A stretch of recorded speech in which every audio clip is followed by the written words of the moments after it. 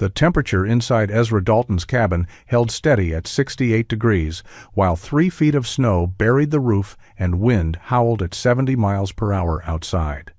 Through the small window, he could see smoke rising from Henry Blackwell's chimney a quarter-mile away, thick and desperate.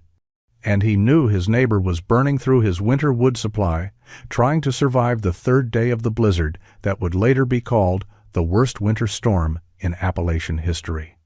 Before we go further, let us know in the comments where you're watching from, and if stories of frontier survival and innovation move you, hit that subscribe button because tomorrow's story might just change how you think about the ingenuity hidden in America's mountains.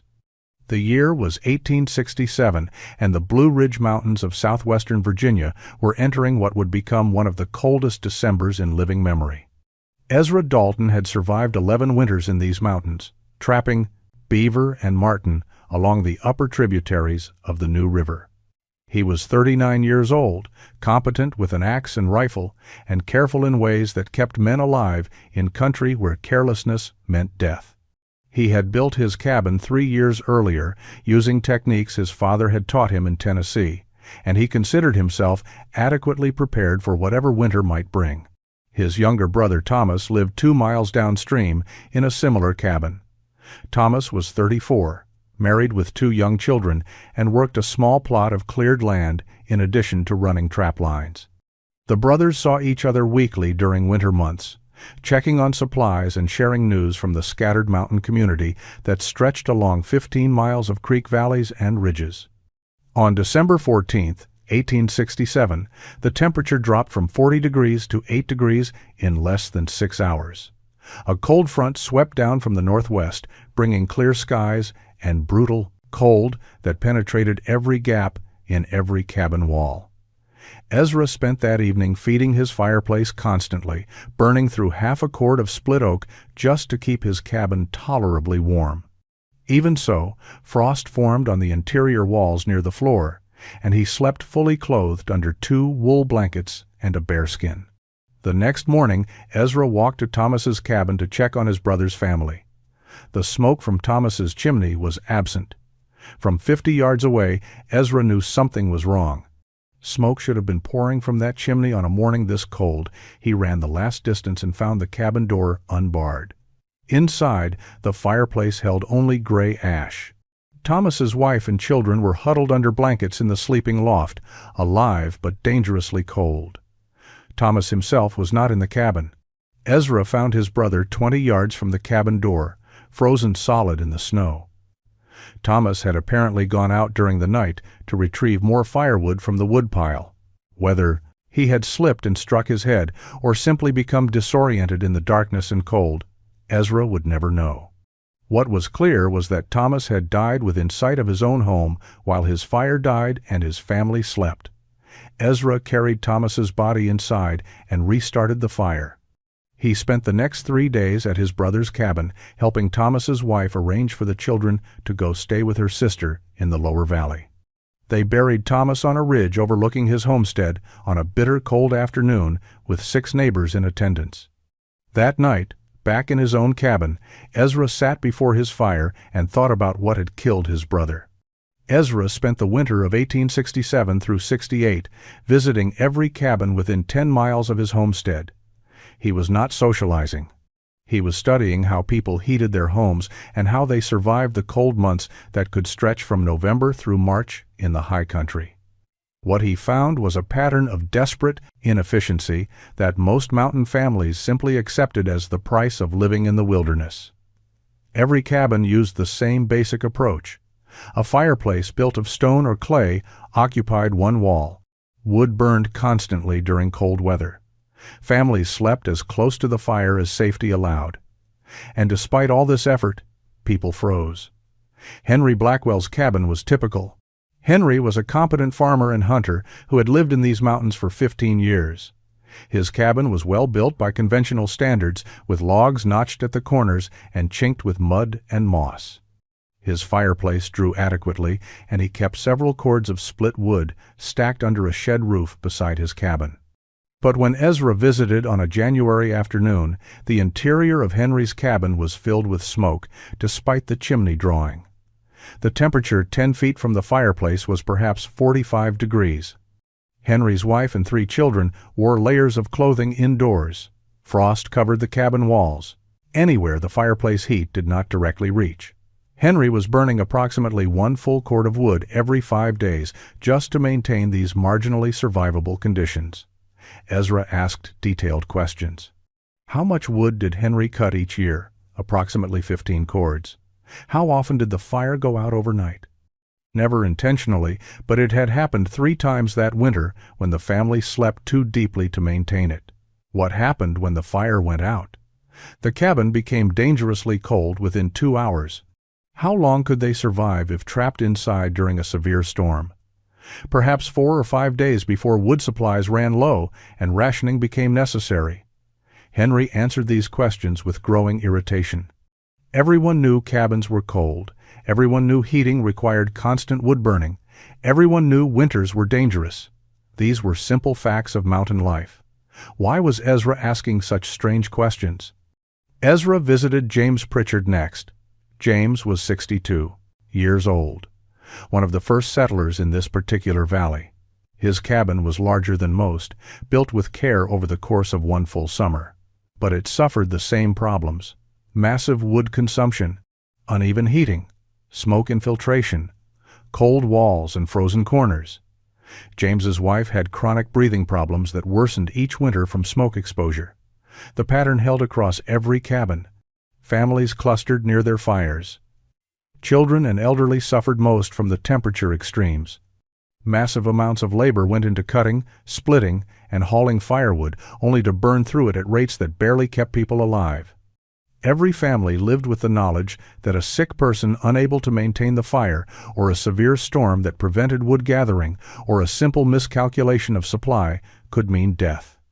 Ezra began taking notes in a small journal he purchased from a traveling merchant. He recorded wood consumption rates, cabin sizes, fireplace dimensions, and temperature estimates. People thought his behavior was odd, a manifestation of grief over Thomas's death. Mountain folk were accustomed to eccentric behavior from men who had lost family members. They tolerated his questions and measurements with patient sympathy. Ruth Dalton, Ezra's wife of 12 years, watched her husband's obsession develop with concern but also understanding. She had known Thomas well. She had seen the frozen body and attended the burial. She understood that Ezra was not simply grieving. He was trying to solve the problem that had killed his brother. If his method seemed strange, at least it gave him purpose beyond simple sorrow. By early spring of 1868, Ezra had filled 30 pages with observations and calculations. He had identified the central problem clearly. Conventional fireplace heating was fundamentally inefficient. Heat rose directly up the chimney. Smoke filled living spaces. Wood consumption was massive. Temperature control was impossible, and the system required constant human attention that became lethal if that attention failed. What Ezra needed was a completely different approach. Not an improved fireplace. A different system entirely. In April of 1868, Ezra traveled to Charleston to sell his winter's accumulation of furs. The journey took 5 days by horse, descending from the mountains into the valley settlements and finally to the growing city on the Kanawha River. Most mountain men spent their time in Charleston drinking, gambling, and enjoying temporary comfort before returning to isolation. Ezra spent 2 weeks in the city library. The librarian, a thin man named Mr. Pemberton, was initially suspicious of this bearded mountaineer requesting books on architecture and engineering, but Ezra's earnest questions and careful handling of volumes won the man's cooperation. Pemberton brought him texts on building construction, heating systems, and eventually a leather-bound book on Roman architecture published in Boston in 1853. Ezra found what he was looking for in a chapter titled Hypocaust Systems of the Ancient World. The Romans, he learned, had heated their bathhouses and wealthy homes using a method that seemed almost magical. They built fires in external chambers. Heat and smoke traveled through spaces beneath floors and inside walls. Rooms stayed warm without any fire inside them. Occupants breathed clean air while radiant warmth rose from the floor itself. The illustrations showed cross-sections of Roman buildings. Underground chambers held fires. Channels carried heat horizontally. Pillars supported floors above the heating spaces. The system required significant construction effort, but once built, it provided efficient, clean heat using less fuel than open fires. Ezra studied these pages for hours. He copied diagrams into his journal. He read about draft principles, heat retention, and thermal mass. The Romans used stone and tile because those materials were abundant in their world. But the principle did not require stone. The principle was about moving heat from an external source through protected channels into living spaces. He began sketching adaptations. Roman stone channels could become log-lined tunnels. Underground pillared spaces could become crawl spaces. Roman tile floors could become gapped plank floors. The specific materials were different, but the engineering principle remained valid. Create an external fire. Protect the heat path from weather. Deliver warmth to where people lived without bringing smoke with it. Mr. Pemberton noticed Ezra's intense focus and brought him additional texts. A manual on mine ventilation explained draft calculations. A builder's guide discussed wood joinery techniques. A geological survey described how earth temperatures remained stable below frost depth, providing natural insulation. Ezra purchased 3 books with money from his fur sales. He returned to the mountains in early May with ideas that would have seemed insane to anyone he tried to explain them to. He was going to build a Roman heating system in the Appalachian wilderness, using logs instead of stone. He was going to put his fire outside his cabin instead of inside. He was going to heat his home through a tunnel. Henry Blackwell saw Ezra return with books and asked what he had bought. Reading about how Romans stayed warm, Ezra said. Henry laughed and told the story to neighbors. Ezra's reading Roman books now. Next he'll be wearing a toga. But Ezra was already planning his construction. Summer of 1868 brought Silas Mackworth to the mountain settlements.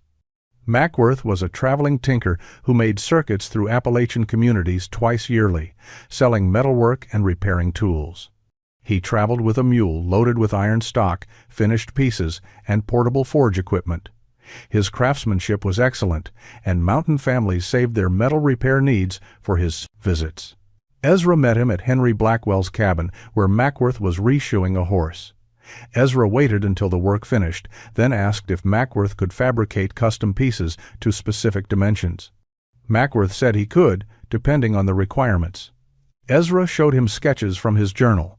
He needed iron grating with bars spaced 1 inch apart, measuring 2 feet square. He needed 6 heavy brackets with bolt holes for mounting to wood. He needed 12 iron pins, each 18 inches long and ½ inch diameter. And he needed hinges, substantial ones, capable of supporting heavy weight. Mackworth studied the sketches with growing interest. "What's this for?" he asked. "A heating system," Ezra said. "Fire stays outside the cabin. Heat comes in through a tunnel." Most men would have dismissed this as nonsense.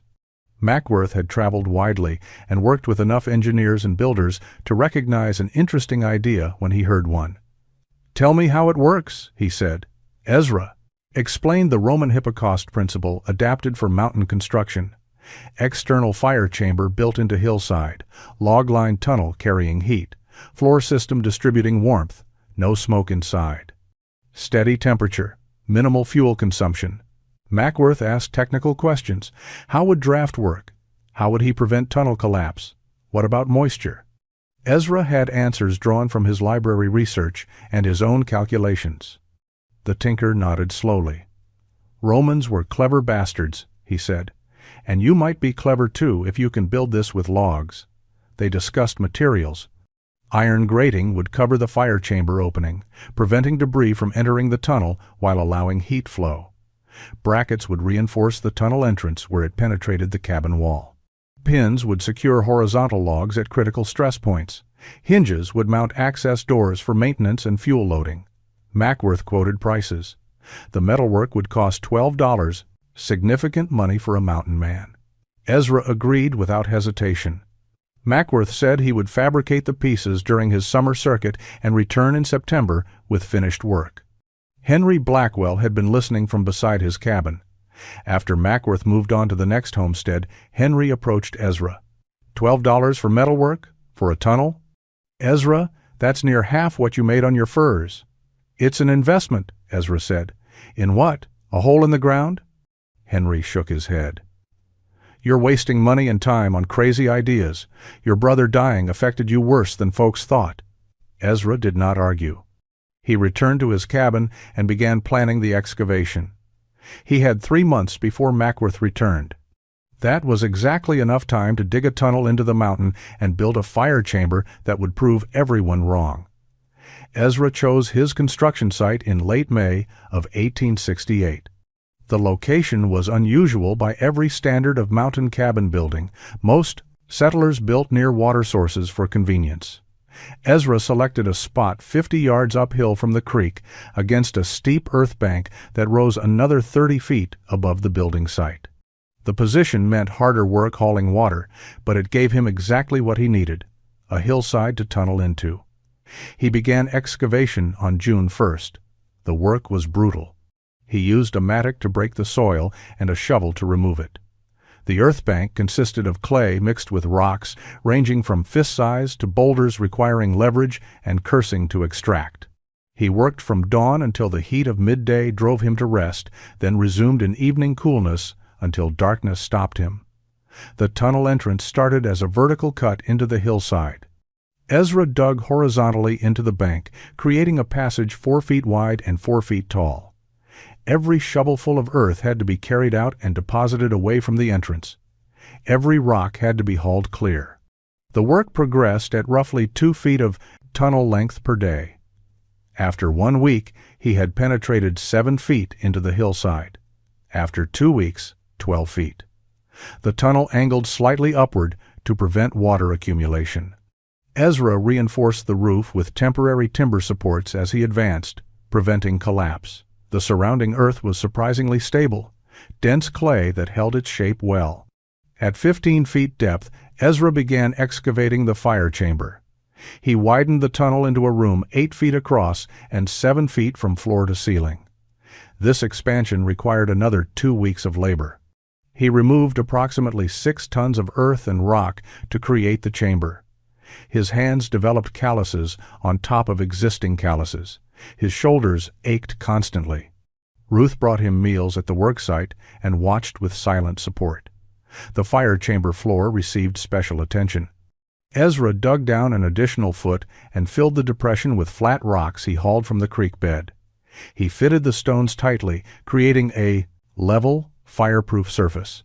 On this base, the fire would burn without scorching earth or creating mud.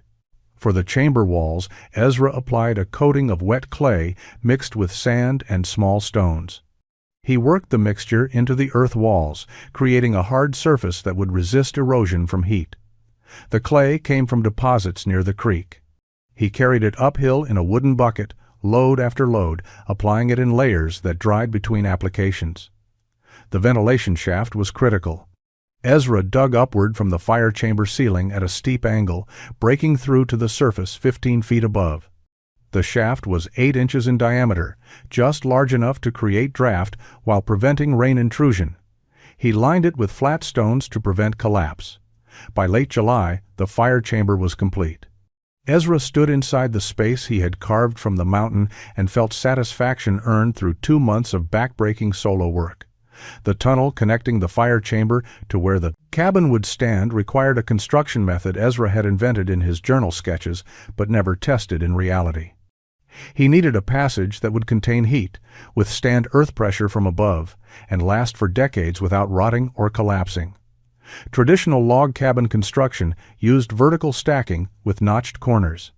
Ezra's tunnel demanded horizontal log walls built in a confined space underground. He selected timber with obsessive care. White pine grew abundantly on the surrounding slopes, and Ezra chose trees between 10 and 12 inches in diameter with minimal taper. Straightness mattered more than size. A perfectly straight 8-inch log was more valuable than a 12-inch log with curves or irregular growth. He felled 22 trees over the course of 1 week, cutting them into 8-foot lengths and hauling them to the construction site using a horse and drag chains. Stripping bark was tedious but essential. Bark retained moisture and created irregular surfaces that prevented tight fitting. Ezra used a draw knife to remove every trace of bark, then smoothed the log surfaces until they were uniformly round. Each log required 2 hours of shaping. He worked through mid-August heat, covered in wood shavings and sweat. The tunnel construction began at the fire chamber and advanced toward where the cabin wall would eventually stand. Ezra laid 2 logs parallel on the tunnel floor, 4 feet apart. These formed the base. He notched the ends where they met the fire chamber wall, creating stability. Then he began stacking logs horizontally along each side, building miniature walls that rose from floor level. The corner joints were where Ezra's technique diverged from standard cabin construction. Instead of notching logs to interlock, he cut flat surfaces where logs met at right angles. The joints were simple butted connections, but he reinforced each one with wooden pegs driven through both logs simultaneously. Every 4th course of logs received an iron pin from Mackworth's order, creating rigid connection points that prevented any shifting. Between each log, Ezra packed a mixture he had developed through experimentation. Clay from the creek, mixed with dried grass and horsehair purchased from Henry Blackwell's livestock. He added pine resin boiled down from sap he had collected in spring. The mixture was sticky, moldable when warm, and dried to a hard, waterproof seal. He applied it generously, filling every gap between logs. The tunnel roof required particular attention. Ezra laid logs across the top of the walls, then covered them with split planks. Over the planks went layers of bark, then his clay mixture, then finally earth packed firmly.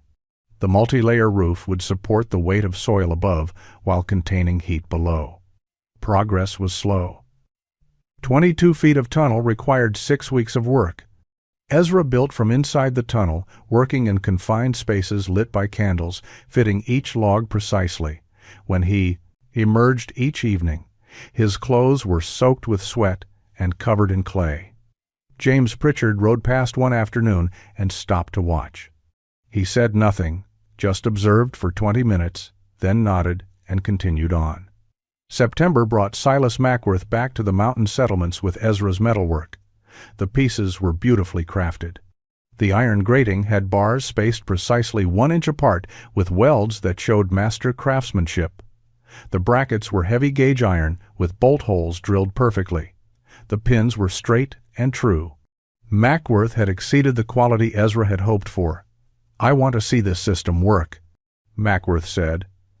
"I've been thinking about your design for 3 months." Ezra began cabin construction with the tunnel already complete beneath the building site. The cabin footprint was 16 feet by 20 feet, modest by some standards but adequate for 2 people. He positioned the structure so the rear wall would align exactly with the tunnel terminus. The tunnel's endpoint stopped 2 feet short of where the wall would stand, allowing him to build the connection carefully. The framed tunnel entrance was critical. Ezra built the cabin's rear wall with an opening positioned 2 to 4 inches below the interior floor level. He constructed a frame using thick timbers mortised together, creating an opening 3 feet wide and 3 feet tall. The frame extended through the log wall, connecting interior to tunnel. He mounted Mackworth's iron brackets around the frame, bolting them through the logs with the iron pins. The brackets distributed structural stress and prevented any shifting. The cabin floor system was Ezra's adaptation of Roman principles to frontier materials. He laid floor joists in the standard manner, but instead of fitting planks tightly together, he left deliberate gaps. The gaps were 3/4 of an inch wide, consistent across the entire floor. In the area directly in front of the tunnel entrance, the gaps increased to 1 full inch. These openings would allow heat rising from the tunnel to enter the living space. Mackworth helped install the iron grating over the fire chamber opening inside the tunnel. The grating would prevent debris from entering the tunnel while allowing maximum heat flow. They secured it with brackets mounted to the chamber walls. Ezra built a small wooden door on iron hinges to close the tunnel entrance from inside the cabin. The door allowed access for maintenance and could be opened to maximize heat flow or closed to reduce it. The interior fireplace went up beside the tunnel entrance. Ezra built it from creek stones and clay, creating a conventional-looking heating source that would serve dual purposes. It provided backup heat and cooking capability, but more importantly, it disguised the tunnel entrance. Visitors would see a normal fireplace and not immediately notice the unusual opening beside it. On October 3, 1868, Ezra lit the first test fire. He crawled through the tunnel into the fire chamber and built a small blaze using dry kindling and split oak. He waited inside the cabin while smoke and heat began flowing. Within 30 minutes, warm air was rising through the floor gaps. Within an hour, the cabin temperature had increased 15 degrees. There was no smoke inside. The system worked exactly as Roman engineers had understood 2,000 years earlier. Winter of 1868 through 69 arrived with cold rain in November that turned to snow by early December. Ezra kept his external fire burning continuously, adding wood twice daily by crawling through the tunnel to the fire chamber. The system required approximately one-third the fuel his neighbors consumed. His cabin maintained steady temperatures between 60 and 65 degrees, regardless of outside conditions. Henry Blackwell noticed smoke rising from behind Ezra's cabin rather than from a traditional chimney. The smoke was faint and dispersed quickly, nothing like the thick columns pouring from conventional fireplaces. Henry visited on a December afternoon when temperatures outside hovered near 20 degrees. Inside Ezra's cabin, Henry removed his coat within minutes. The warmth was undeniable, but more striking was the complete absence of smoke. The air was clean and breathable. Henry walked the cabin perimeter, noting the gaps in the floor planks and the strange opening beside the fireplace. "What is that?" Henry asked, pointing at the tunnel entrance. "Heat tunnel," Ezra said. "Fire burns in a chamber outside. Heat travels through the tunnel and rises through the floor." Henry crouched and peered into the darkness of the tunnel. He could see the horizontal log construction extending back into the earth. "You built a tunnel into the mountain to heat your cabin?" "Romans did it with stone. I did it with logs." Henry stood and shook his head. "Ezra, you spent 4 months digging and building when you could have just built a bigger fireplace. This is extra work for the same result." "Not the same result," Ezra said. "No smoke, less wood. Steady heat." "Sure, it's warm now," Henry conceded. "But winter's just started. Wait until January. Wait until real cold comes. You'll be back to burning wood like everyone else, except you wasted a summer building a hole in the ground first." James Pritchard visited a week later. The old man was more thoughtful than Henry. He examined the tunnel entrance carefully, felt the warm air rising from the floor gaps, and asked detailed questions about construction methods. Ezra explained the horizontal log technique, the clay chinking mixture, the fire chamber design, and the ventilation shaft. "How much wood you burning?" James asked. "Maybe 2 cords so far this winter." "I've burned 5, James said. "And my cabin's colder than yours." "System works," Ezra said simply. James nodded slowly. "It does, but I'm too old to dig tunnels. If I was your age, I might try it, but at 62, I'll stick with what I know." William Garrett, a young trapper of 26, stopped by in January. He was polite and curious, examining the system with interest. "Clever," he said, "but it's a lot of work for a bachelor. When I marry and settle permanent, maybe I'll build something like this. For now, a simple cabin suits me fine." The consensus remained unchanged. Ezra's system worked, but the effort required exceeded what most men were willing to invest. The storm system that would become known as the Blizzard of 1869 arrived on February 9th with little warning. Temperatures had been moderate for 3 days, melting snow and creating false optimism that winter's worst had passed. Then the wind shifted to the northwest and the temperature dropped 30 degrees in 4 hours. Snow began falling at midday on February 10th. By evening, visibility was reduced to 20 feet. By midnight, wind speeds exceeded 60 miles per hour, creating drifts that buried fences and wood piles. The temperature fell to 10 below zero, then 15 below. The storm intensified through February 11th and 12th, showing no signs of weakening. Inside Ezra's cabin, Ruth sat at the table mending clothes while Ezra maintained his journal by candlelight. The temperature inside held at 68 degrees. The only sound beyond wind howling outside was the faint whisper of heated air rising through floor gaps. Ezra crawled through the tunnel twice daily to add wood to the fire chamber. The tunnel protected him from the blizzard completely.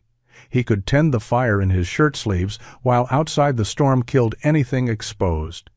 Through the small window, when wind briefly cleared the air, Ezra could see Henry Blackwell's cabin a quarter-mile distant. Thick smoke poured from Henry's chimney, the desperate output of a fire being fed constantly. Ezra knew what that smoke meant. Henry was burning wood as fast as he could split it, trying to keep his family from freezing. He was probably going through half a cord every day. At that rate, his supply would last perhaps one more week. On February 13th, the storm showed its full power. Wind speeds reached 70 miles per hour. Snow accumulated to depths of 3 feet on level ground, 5 feet in drifts. The few settlers who tried to reach their woodpiles or check on livestock risked their lives doing so. 2 men in the lower valley died of exposure trying to retrieve animals from a barn 50 yards from their cabin. Ezra's system required no outside exposure. The fire chamber entrance was inside the tunnel, accessible from the cabin without stepping into the blizzard. He maintained the fire easily while other families fought for survival. On February 14th, the 5th day, the storm finally broke. Wind diminished to occasional gusts. Snow stopped falling. The sun appeared briefly through thinning clouds. The temperature remained brutally cold, but visibility returned. Ezra put on heavy clothes and snowshoes and began checking on neighbors. He reached William Garrett's cabin first. The door was blocked by a drift. Ezra dug through and entered.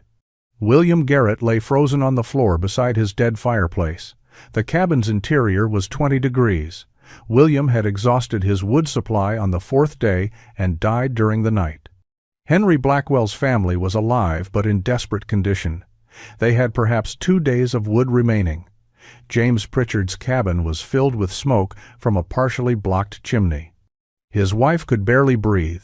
The blizzard had proven everything. Spring of 1869 brought survivors together to bury William Garrett and account for losses across the mountain settlements. 7 people had died during the blizzard from cold, smoke inhalation, or exposure attempting to retrieve firewood. Dozens of others had suffered frostbite or respiratory damage. Every family had burned through wood supplies at catastrophic rates. The storm had revealed the fatal inadequacy of conventional heating methods. James Pritchard arrived at Ezra's cabin in April with specific questions.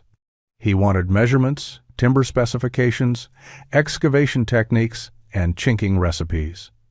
Ezra provided all information freely, sketching diagrams and explaining principles. James spent 3 days taking notes, then returned home to begin his own tunnel construction. By summer's end, James had a functional system that kept his cabin warm through the following winter while using half his previous wood consumption. Henry Blackwell came in June, pride swallowed by necessity. "Show me how to build what you built," he said simply. Ezra helped him select a site and plan the excavation.